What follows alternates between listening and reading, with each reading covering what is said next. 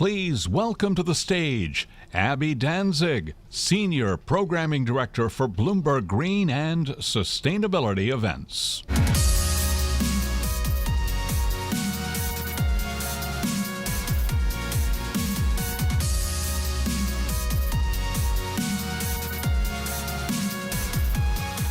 Hello, everyone. Thank you so much for joining us. I hope you all got a bite to eat, and we're so thrilled to have you back here for some more programming.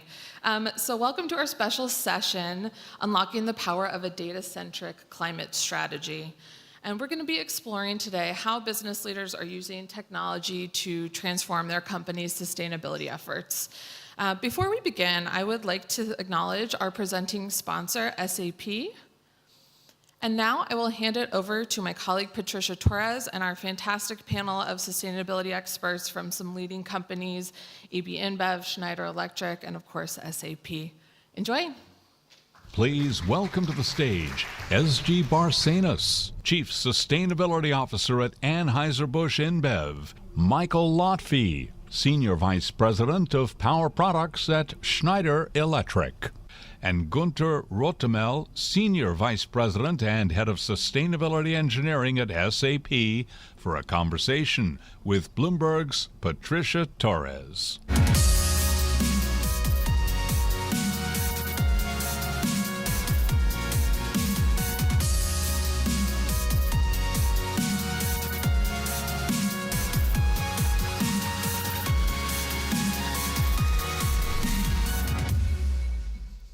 Fantastic. So thank you so much for being here with us today. At Bloomberg, we frequently hear that data is by far the biggest challenge in investing in ESG. People complain that the data is not consistent, is not comparable, is not verified. We at Bloomberg, we track more than 15,000 companies, and only 4,500 actually are reporting on greenhouse gas emissions or CO2 emissions in the fiscal year of 2021. So I'm really looking forward to this conversation and truly understand best practices in the industry and then what you're doing in this space. So we'll frame our conversation around three topics: record, report, and act. So my first question will go to Michael. So Michael, let's start the conversation with the why. Why is the recording of E, S, and G so important to you and to your organization? First of all, thank you for having me here. And it's a great pleasure to welcome all of you as an Egyptian to our lovely country, and hope you get time to enjoy it and not just be in the conference and the meetings, which is very important. But I hope you get to enjoy it. This is our favorite part of our country, so get time to see. 2 weeks ago, I think we all saw the UN report reporting on the emissions and the trajectory and where we stand from our Paris Agreement and the trajectory to keep the 1.5 degrees. And one fact in the report is that we are now trending to 2.5, which is catastrophic. And to retain the 1.5, we need to triple our speed in what we do. So reporting is very important. The integrity of data is extremely important for not just us, but for everybody. We have a very, very robust way on how we calculate our data. The report is measured by our sustainability officer, Gunther, who's here also in the conference, and her team does a good job. But in the core essence of the report in Schneider Electric, I have the privilege to lead our R&D, product management and innovations. And there, it is our own responsibility as well. It's the responsibility of everybody in the company to really reduce the CO2 emissions, Scope 3, Scope 4, and Scope 2. We monitor it across the businesses. So with that being said, we have a lot of strategies around how to help our partners in their sustainability journey as well, and help them. And we have actually a dedicated arm in Schneider that is independent, that helps our partners and our customers on their ESG reports. So if it's difficult for them, if they need help, if they need support, we have an arm in Schneider Electric that help empower this within the customer journey. Oh, fantastic. So Ezgi, how much data are we talking about? So when people say we have to record E, S, and G data, is it 5, 10, 50 KPIs? How many and how costly? Yeah. So thank you for having me here today. For those of you that may not be familiar with the ABI, we're the world's leading brewer with operations across nearly 50 countries around the world. We're an agribusiness, and we see the far-reaching implications of climate change in our operations and in our sourcing regions. So for us, this is as much about resilience and adaptation as it is about mitigation as well when we think about these metrics. But that's on the climate front. More broadly at the ESG level, I mean, imagine nearly 50 countries around the world. You're looking at a number of metrics. Just inside our own operations, we have about 400 what we call good operating practices. So imagine how much there is already being tracked inside our own four walls around efficiency, water, energy, around resource management, safety pillars, maintenance. There's so much, right? And then add on to that now, you're starting to look outside your four walls into your supply chain, really thinking through the environmental impact, the social impact that lives alongside that, all the way upstream from smallholder farmers, all the way downstream to small, medium-sized businesses, about 5.5 million SMEs that are our customers that sell our products around the world, the mom-and-pop shops. There is a lot of data within that. And what we really find is that, we believe in greater transparency and disclosure. We always try to bring in decision-helpful data to conversations, both internally and externally, right? So this is as much about disclosure for the external world so that our stakeholders can see what we're doing. But it is also as important for us to be able to manage our resources better in how we think about supply security, how we think about innovation, how we think about the future of agriculture, future of packaging, future of logistics. So yes, absolutely, there's a lot of data out there. And I think sometimes what we need to remember is sometimes you need better data and not more data, right? So as long as it's decision useful and it helps drive the right actions within the business, that's what we really look for. Could I ask in terms of cost? Is it costly? So I think when we ask people to start reporting on ESG, and when people respond to consultations in the US, people say it's really costly. Is it costly? I mean, when it's so integral to how you do your business, right? When you're looking for that quality spec for that barley that you source, or when you're looking for the water stress around the world that gets magnified with climate change, there are certain data points that already get measured just because you're doing business, right? It's the nature of your operating model. I think lately what we're seeing is on the regulatory front, some of the additional reporting requirements that are coming up.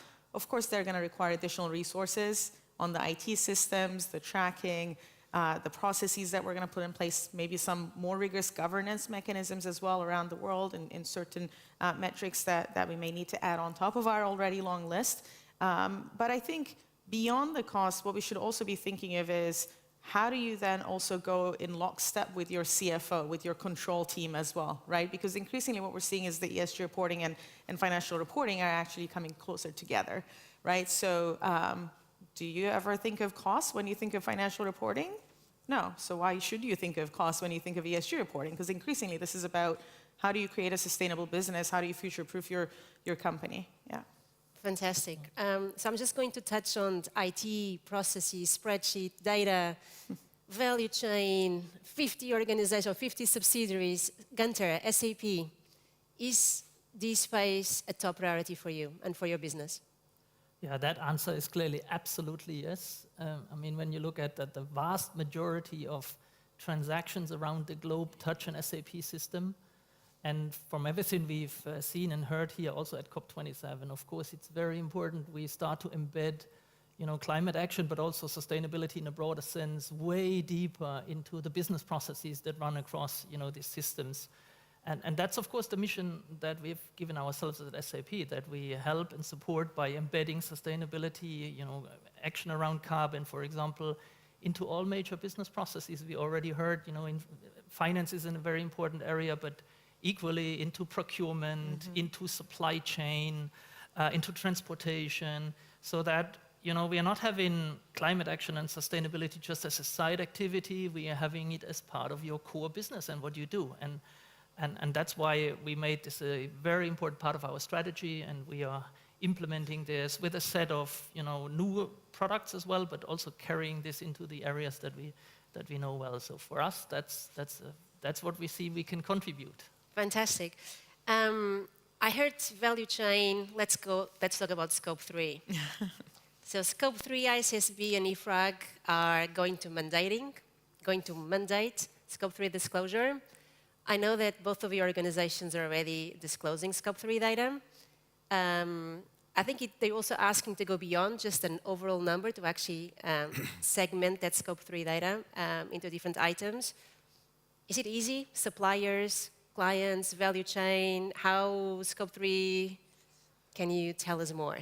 I mean, I will go maybe 1 second before to the ESG, and I can tell you from our standpoint, we actually look at it as an investment.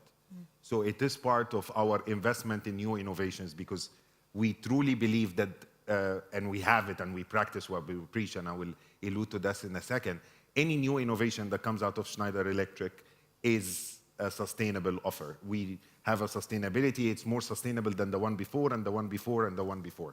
That being said, when I go to scope 3 emissions and the reporting, and it's not for us, it's not just about the reporting. I mean, just to put, again, the nerd in the room, to save about 10 to 15 gigawatt of CO2, gigatons of CO2, we need, if you see the composition of this, 45% of it is in supply chain. 45% of that is in supply chain. 20 to 25% is in digitization, data, integration, interoperability, compatibility, and so on. And then the remaining portion is accelerating the electrification, whether we talk about mobility and so on and so on. So reporting scope 3 emissions is extremely important because we can only track what we measure. And we can only measure ourselves to success when we have data. Understanding what we like to call the baseline of your scope 3 downstream emissions is extremely important. I can tell you in Schneider Electric, this is one of our KPIs. So question, should it be mandatory? Do you agree? Absolutely. For all industries? Ezgi. So we already report on it, as you mentioned, and about 85% of our emissions are outside the operations, outside the four walls, right? And maybe let me give some examples. In the last 4 years, so as of the end of 2021, we had reduced our emissions in that 4-year time frame between 2017 and 2021 about 30% inside our operations. When you look across the whole scope 1, 2, 3, that's about 13%, so a lot lower. What you're going to find out is the more companies invest in deep decarbonization inside their operations, the more that percentage of emissions of that company is going to come from scope 3. So ultimately, yes, you may try to prioritize and say, okay, in the first few years, in the first decade, invest in your own company and then bring others along with you on the journey and share the learnings. But ultimately, you will rapidly get to that point where your emissions, if you do a good job inside, your entire emissions will be outside, right? And you don't want to be in that point because there are so much lessons learned in the process. In 2017, we announced 100% renewable electricity commitment. Right now, over 80% of our volume, as of the end of last year, has been contracted with renewable sources around the world, and we do that by bringing local additional capacity in markets where we operate in. So we don't invest in existing assets, it's not about offsetting, it's really transforming, helping transform grids around the world. What we're finding out in that process is we're really learning a lot about the should-be cost of renewables. We're learning a lot. I totally agree on the procurement and supply chain side. We're building capabilities inside the business that now we feel like we can share with our supply chain partners, right? So, really thinking through what are the enabling regulatory environments that will create that competitive marketplace? Who are the suppliers, the developers that can come with you from market to market that can help implement those long-term power purchase agreements and invest in solar and wind farms? You're taking all those learnings. I think people feel very overwhelmed when they see the huge percentages coming from scope 3, but in our case, about half of that scope 3 emissions actually come from electricity of our suppliers, right? So if I'm switching from brown to green electricity so quickly, why not bring others along with us on that journey so we can help them reduce their scope 2, which would be our scope 3, right? So I think there's a lot of lessons learned there, and just last month, 2 months ago, in September, we brought together about 250 supply chain partners that represented 50% of the scope 3 emissions, and we talked to them through lessons learned, the vision we have, how we can co-design and co-pilot together, and I think you need to do that, right? So yeah, scope 3, you have to start looking at it, you have to start tracking it. Okay, it's going to be mandatory. Yeah. Get ready. So the next question that I have is about the reporting, right? So in terms of reporting, we're talking about ISSB being perceived as one global framework that companies need to adopt. Gunther, what are your thoughts? One global framework, do you think it's possible? Well, one global framework would be a great, great thing to have, and I'm looking forward to the day this happens. But I, at the same point in time, think it's highly unlikely that we will really land with one framework in the near future. So I think making things mandatory can help. Although I also want to say that we still need to progress on some of the standards and regulations themselves to really be able to make it mandatory. So for example, we got to get closer to full accounting standards, taking out more of the ambiguity, taking out more of the holes in some of the frameworks. And that is why ISSB is a very important initiative from my end. But for companies like SAP, both as a company ourselves where we have to comply, but also with our products, of course, we will have to serve numerous frameworks for the time being. Now, how are we doing this? I personally believe we can look at the common denominator below most of these regulations and cover that well, and then grow this common denominator when the regulations become more mature and more accepted. So that's how we approach it. Hopefully we see some convergence. But in the meantime, we also need to serve the different frameworks which are out there. Any thoughts? For those of you that are global I would agree organizations? with that. Yeah, there's still, we are seeing signals towards standardization and harmonization, which is very welcome. But at the same time, we're continuing to report on voluntary frameworks and the regulatory requirements that are coming out. So, controversial point here. So the Harvard Business Review wrote an article saying that more than 70% of the executives surveyed across multiple industries and regions reported that they lack confidence in their organization's own ESG reporting, and nearly 66% feel unprepared to meet ESG goals and disclosure requirements. How do you feel about these numbers? I saw the report and I actually was not surprised at all.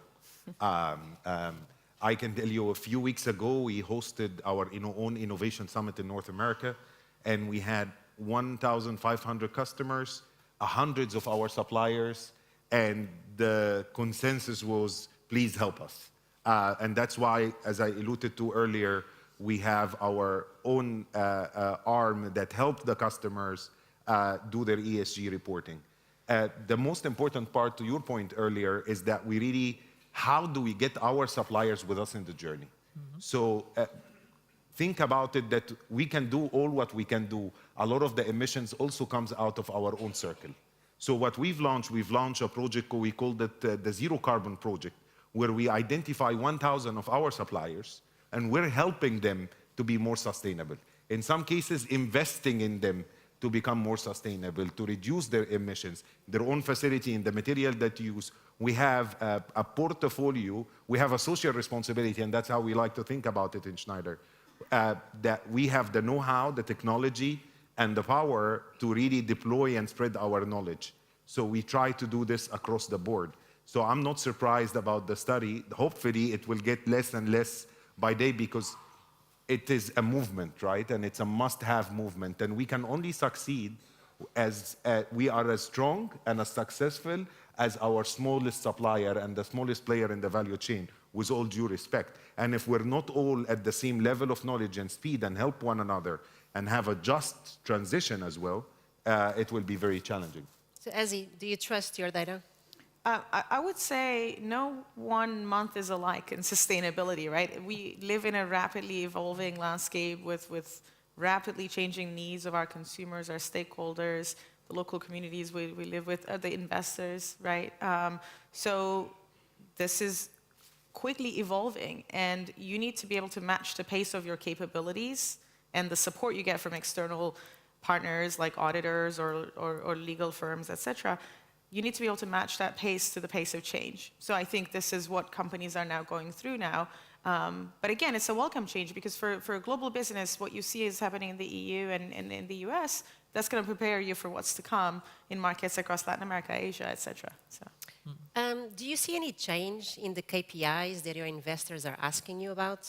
So for example, at COP, we're talking more about biodiversity, about natural capital, about water. Are those things surfacing more when we have investors coming to you and asking you questions about ESG? I mean, the most important piece, and maybe we should have touched on this at the beginning, is materiality, right? So I think a lot of our investors and analysts understand that what's material issues to the business, and they ask questions around it. The change we've seen over the last few years is they not only look for a quantitative metric, they also want to understand the context. You know, why you do what you do, what are the lessons learned, the challenges, and what does the future look like? Where are you heading? So increasingly, we try to provide more context in our ESG report for that purpose. Yeah. Gunther? Well, what we clearly see is that investors are asking for a broader perspective, right? This is driven by things like EU taxonomy in Europe, Scope 3 we already touched upon, you know, looking broader into your value chain. But then also when you look at things like Supply Chain Due Diligence Act and the social responsibility part into that. So these sorts of inquiries are there, and we need to respond to them as companies, of course, more and more. And I think we got to get ready for it. Absolutely. Okay, so we have around 2 minutes left, and I have 2 questions about COP27. So sharp and quick. So COP27, Michael, are you optimistic? Is it above your expectations or below your expectations, COP27? I am by nature an optimist, and I think we can definitely, if we work together collectively, we can keep the trajectory and bend the curve again. If we work collectively, empower technologies and solutions like microgrid, depend on renewable energy, work together on Scope 3, downstream, which is a big offender. So I'm very optimistic. I'm looking forward to really see the actions in works from all the successful meetings that we had, and really see actionable items and see some regulations being enforced that we've talked about in the past few days. And I look forward to the 28th. Okay, Ezgi, so this is my second full day on the ground, having really great conversations and dialogues. I am also by nature an optimist. I like to call myself an impatient optimist. I think when you work in sustainability, you need to have a belief system that a better future is possible, and you can come together and create that change. You know, see the world as it is today, but imagine a better one and work together to get there. And I think that's why we're all here this week. Above or below? Well, as a German engineer, I think I have to be a little underimpressed. I would like to see more tangible standards that we can implement, right? More work, more specifications, and I hope we see more of that moving forward. Okay, so last question, action. I think COP27 has to be about action. We have to stop talking. And so what's your action for next year? From now up to next COP? I mean, our sustainability commitment remains unchanged. And if you read our reporting, which I trust fully, you will see that we are trending in the right direction, actually at a higher speed. What I can promise is that every new offer, every new technology that you see electrifying, because of energy is the most important, or a very important part of the equation, is that you will always see sustainable offers using not just sustainable material, but empowering sustainable actions. Thank you. Ezgi? I'm really excited about Saturday, food and ag, really putting that high on the agenda and thinking through adaptation and resilience. So for me, that's going to be a big one for us to really think through what are the reasons to believe, the case studies, the learnings, so that we can continue to share that with the world. Fantastic. Gunther? Well, we are in many projects with our customers implementing solutions in that space, and that's what I will do when I get back from here, of course, and continue to do that. What I think we should share more is positive outcomes and success stories of what people have done to really make a difference, and that's the one thing I think we should move forward for the next COP and other events. Fantastic. For me, is data, is asking and making sure that our investors are facing the data to take action. Thank you so much. It was a pleasure having you with us. Thank you. Thank you. Thank you. Please welcome to the stage Kate Brandt, Chief Sustainability Officer at Google, for a conversation with Bloomberg NEF's Ethan Zindler.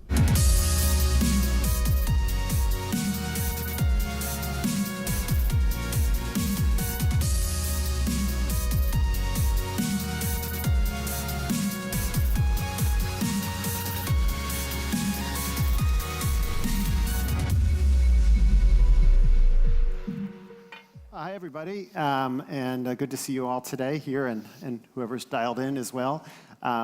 It's my real pleasure to be joined here today by Kate. I think Kate and you and I maybe met 10 years ago. Quick background on Kate: she was at the U.S. Navy when we met, then did a number of other jobs, and eventually became the Chief Sustainability Officer for the United States of America. And now she has a bigger job, which is she's the Chief Sustainability Officer for Google. And so, Kate, really glad to have a chance to chat with you. And hoping we can talk about a couple things today. I think the first would be some of the Google corporate commitments around climate. Second, about how you think about consumers and data and the role that they can play interfacing with Google. And then maybe third, some thoughts about policy more generally and where we're going. So let's start, if you could, maybe tell us a little bit about some of the long-term commitments and some of the short-term actions that Google has taken around climate. Wonderful. Thanks, Ethan. So great to see you again and wonderful to be here with you all. So at Google, I often say that it's very true that sustainability has been a core value since our founding. It's something that we've been working on for 23 years. And this dates back to really early work. And I'm seeing Amy here in the front row, who ran this program at Google many years ago. We have been doing things like buying renewable energy at scale since 2010, kind of the earliest days of the corporate PPA movement. We reached 100% renewable energy in 2017. We've met that goal for the last 5 years. So a lot of longstanding deep work here. And a couple years ago in 2020, we announced what we call our third decade of climate action. And this was a set of commitments really looking at how do we make this our boldest decade yet in this decisive decade. And it starts with how we think about leading at Google. So our commitment is that we want to be net zero by 2030 across our operations and value chain. And a key piece of that work is how we think about the Scope 2 emissions or electricity emissions. And there we've made a commitment that we want to operate 24 hours a day, 7 days a week on carbon-free energy. So this is kind of the next frontier from 100% renewable energy. And we were just talking backstage, there's a great piece of research that the IEA released earlier this week for COP that was digging into and kind of building upon some really good work from Princeton and from TU Berlin that looks at the difference between 100% renewable energy targets where you're matching on a global basis or maybe a regional basis annual electricity use with renewables, and why 24/7, where you're actually consuming the 24 hours, 7 days a week clean energy, is much deeper decarbonizing. And so we're seeing that as being crucial, not only for electricity systems, but for all of the other areas that we need to decarbonize, manufacturing, transportation. So that's been a big focus for us. And there's a really big technology agenda. So we've been looking at building upon, large-scale wind and solar. What else do we need to get there? And it's a variety of things. We're looking at how do we use machine learning to do better early prediction of wind to make wind more effective. We're doing that work with AES. We've also been looking at other advanced technologies like advanced geothermal. We have a great partnership with a company called Fervo in Nevada. They're doing advanced geothermal, and then we're partnering with them on machine learning to improve the capacity that they're able to get out of those projects. So that's a little bit about 24/7. But also, as we know, the big challenge that many companies face is our Scope 3 footprint, that value chain footprint. And so there we're also deeply committed.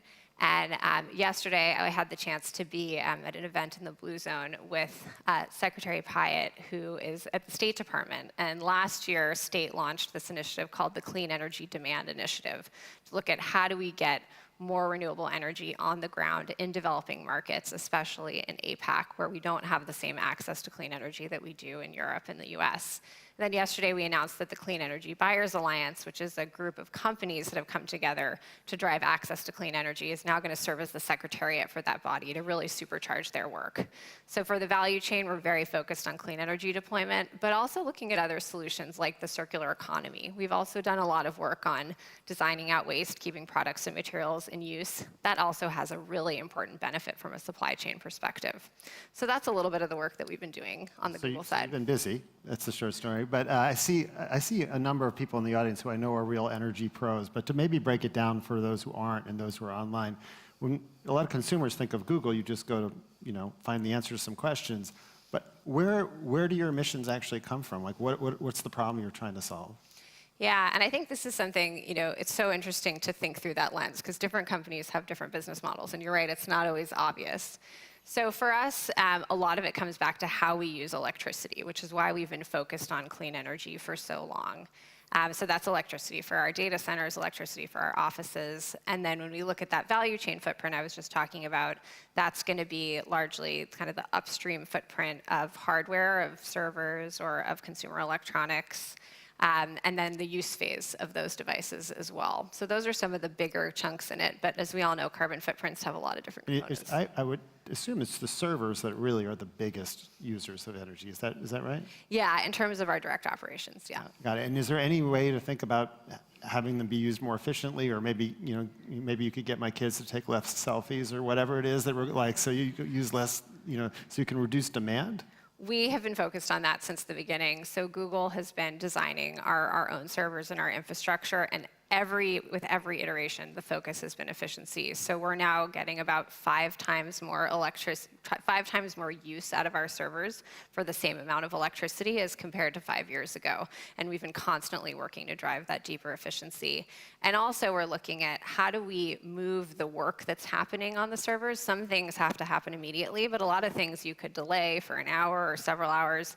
And so we're able to move that load in space and time so that that work is happening when the grid is cleaner. And another question again maybe for the novices, but if you were able to essentially meet all your electricity or energy needs already several years ago, why is 24/7 important? Like why is matching when you need the power different as long as you just buy enough to match what you need?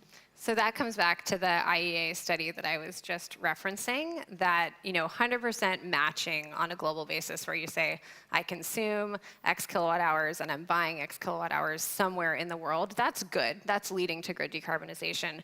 But what's better is if you're matching the wind and the solar, because we all know the wind doesn't always blow, the sun doesn't always shine, with baseload dispatchable solutions like advanced geothermal or large duration storage, or even looking at opportunities for SMRs, for CCS. So we're trying to take a really expansive view on those technology solutions so that we get at that 24/7 pairing the renewables with more baseload power.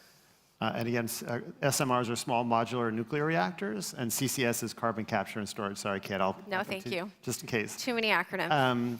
Let's talk a little bit about consumers, because ultimately, the number of interactions that Google has each day I'm sure it's in the billions. How can you play a role with consumers and with data to try and affect climate change? Yeah. So this is where we have this incredible privilege, as you're describing. We have products that billions of people use every day, like Google Search and Maps and YouTube. And so when we set out that climate strategy in 2020 that I was mentioning a moment ago, one of the pillars is how do we enable everyone? And we set a goal that we wanted to enable 1 billion new sustainable actions by the end of this year. And so we've been very hard at work on this. And why this has also been so timely is really 2 reasons.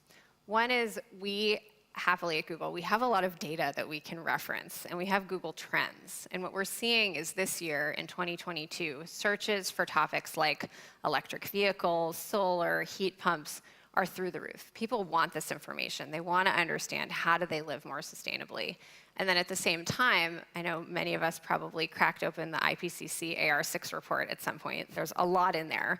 But one of the things that's in there that's new, and I don't know has gotten as much attention as it deserves, is the role of lifestyle emissions. And to be really clear, government action is critical, corporate action is critical. This can't replace that work. But actually, it is also important that people are involved. And what AR6 basically said is, with policy support, about 5% of global emissions could be quickly addressed through people making changes in their daily lives. So we have a really big opportunity to meet people where they are. They want more information, and actually we need them to be involved. So we're doing things like eco-routing. You may have noticed if you ever use Google Maps for driving directions. Now, if you're in the US or in 40 countries across Europe or Canada, and actually coming very soon here to Egypt and some other countries in the region, we're making the default route in Google Maps the most fuel-efficient route, as long as it has a similar ETA. And so what that means is that we're able to save people money, which is so important because fuel has been really expensive lately. And also we can get them there in a more sustainable way. And just after we had launched in a couple of countries, we already saw the equivalent avoided emissions to taking about 100,000 cars off the road. So this is going to have big impact. And we're also looking at things like Google Flights. We know that flying also has a big carbon footprint attached to it. Now, when you search for flights, you can see the carbon footprint of the flight and use that as a way to make a comparison. And also there's tools like Google Nest. We've had the Nest Learning Thermostat on the market for many years. And it's using machine learning intelligence to optimize heating and cooling in the home. Nest has saved people over 100 billion kilowatt hours of energy in the time that it's been on the market. I think that could power Portugal for at least 2 years. So really significant savings there. And those are just a few examples. The opportunity here is big. I mean, it sounds like the strategy is to put the option in front of the consumer. I'm curious, how often do they pick it? Yeah, so we're doing the measurements. You know, we're tallying the results against our goal, and we'll share that next year. But that's exactly right. The point here is that we want to meet people where they are. We want to be helpful. Google's mission is very focused on data, information, and making it helpful to people. And here what we're seeing is that's exactly what people want. They're not sure what decisions actually are meaningful to make. And we focused a lot on transportation because that's such a big part of the decarbonization challenges in the transportation system. Home energy is another big lever. So that's why we focused in those two areas. Last couple quick questions, and sadly, we're almost out of time. But I want to talk for a moment about policy, because you mentioned a couple of the initiatives that you're involved in. And obviously, it's great for the 24/7 idea that you can sign contracts and buy as much clean energy as you can directly. But ultimately, you're like all the rest of us in many places where you're just buying power off the grid. And if the grid's not clean, then you're not satisfying 24/7. So as you think about policy influence, what kind of efforts are you making, and how's it going? Yeah. One place we've put a lot of emphasis is around cities. And I know there's a lot of mayors here this week. Cities are such an important piece of the puzzle on climate because they represent about 70% of global emissions. And they often don't have a lot of resources to put together climate action plans and to take action against them. So that's something that we've done a lot of work around. On 24/7, we are partnering with C40, with the Great Cities Organization, to do pilots in cities. So we announced a few weeks ago new pilots in Copenhagen and London and Paris. And just this week, we also, in partnership with C40 Africa, are launching a pilot to do in an African city that will be named soon. So that's a place where we're seeing it's really useful to partner with policymakers and to help them on that deployment. Similarly, we have the SE for All and UN Energy 24/7 Compact that we helped to found last year. And that's a coalition of companies like Microsoft and Iron Mountain, of nations like Iceland, and then cities like Des Moines, all coming together to think about how do we unlock 24/7 from a policy perspective, as well as through data, through tools, through partnerships. So that's been a big focus for us. And I assume that as you sign these contracts, some of the challenges, of course, is just the same thing that anybody, if you want to work in some of these developing countries, is just the state of some of the utilities themselves. Is there anything that can be done about that? I mean, we've done a lot of research looking at developing countries, and sadly, the level of clean energy investment that's gone on there has really been, away from China and some other success stories, it's been very low. Is there anything you guys can do to try to mobilize more of that? Yeah, and that's where I think a couple of the things we've talked about today, the Clean Energy Demand Initiative, that's going to be really powerful. I think having companies coming together with the State Department and with host nations to sign letters of intent to actually have a commitment to get more renewable energy on the grid. So I think that's going to be a great initiative. And also the work with C40 at the cities level. We find that C40 is such an amazing partner because they know the mayors, they know their teams. And I think we'll learn a lot from doing that pilot in Africa because it's going to look different than doing it in Paris. Yeah, I imagine that it would. I'm seeing the seconds tick down. I wish I had time for one more question, but I'm not going to take the chance. I'm going to stay on target and just say, Kate, thanks so much for joining us today. It's really been a pleasure. And please join me in thanking Kate Brandt. Thank you.